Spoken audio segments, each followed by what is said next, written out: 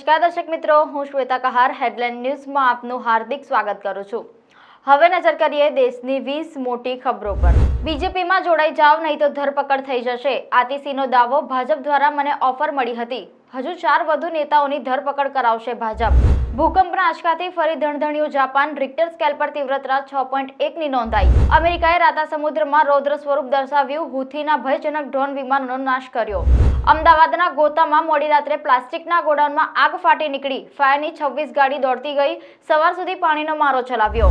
વડોદરામાં સોશિયલ મીડિયામાં વોર, કોંગી નેતાની એફબીમાં પોસ્ટ, ટિકિટ એવાને આપજો જે મૃત પાય કોંગ્રેસમાં જાન ફૂંકી શકે, સામે કોમેન્ટ થઈ, પૈસા લઈ ઘરે બેસી જાય એવાને ન આપતા।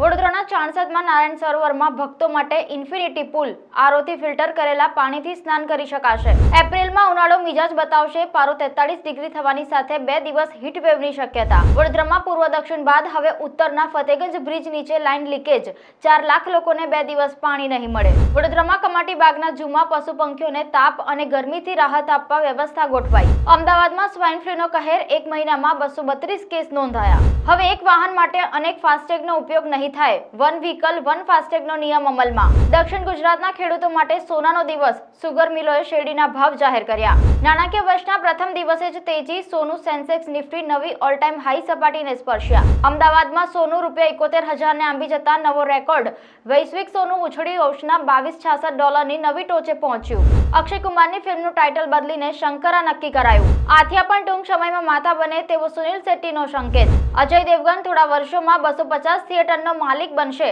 મિત્રો તેના દેખાવની મજાક ઉડાવતા હતા।